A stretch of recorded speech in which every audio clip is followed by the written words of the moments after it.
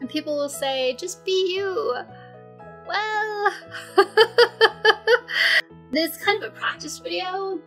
The idea that you can upload your consciousness to a computer and still be you.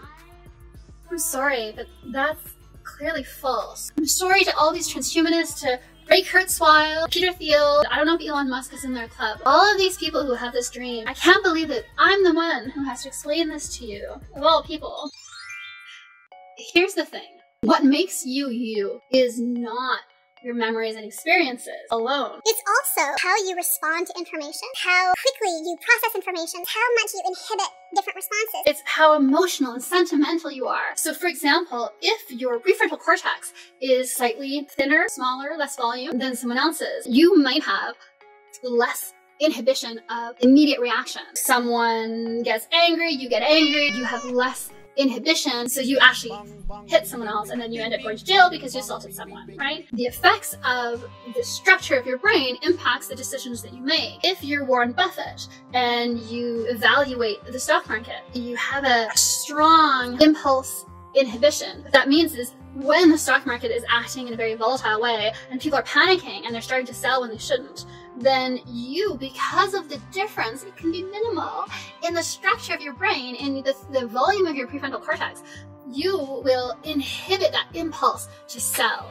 And you won't. You'll wait it out, and then you'll end up making more money than everybody else, and then you become Warren Buffett, big expert, and you make all the money in the world. That has to do with the nature of your brain, not your experiences. It has to do with how your brain reacts to new information. Your testosterone has a huge impact on the decisions that you make. When we look at day traders, you can see how different the decision making that's sometimes not very good is correlated with boosts of testosterone. And so when they sometimes become aggressively reckless, it has more to do with hormones than it has to do with any strategic kind of plan of investment. Sometimes not very good. We rationalize our behavior and we always think, well, I made this decision because it was founded on these facts and these numbers. But at the end of the day, that's not true.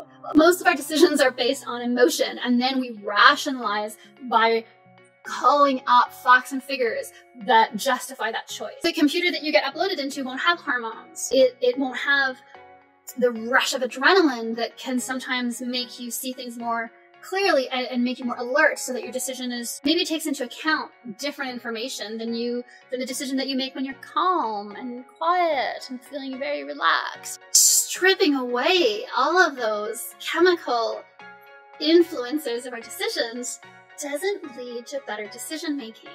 It leads to different decision making. It often leads to worse decision making. It doesn't make sense to make decisions that will protect the environment for your grandchildren to live in, or to protect resources that won't run out until after you die. That doesn't make sense from a rational perspective, unless you take into account that you want your children and grandchildren to live in a nice world. But you don't benefit from that in a financial way. And if your decision making is not based on sentimentality, then you can't add that in as a value. And if you try to add it in as a numerical value, oh well, it has to also not damage the environment for my children and my grandchildren.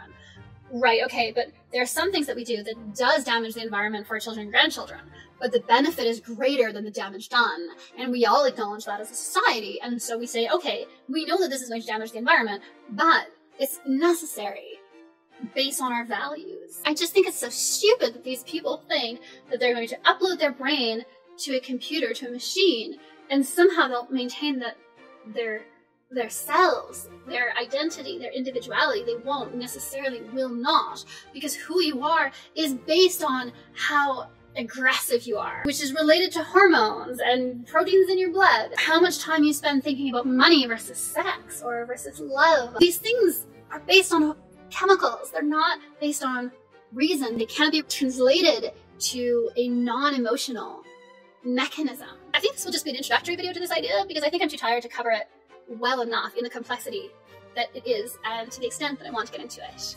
This is kind of a practice video.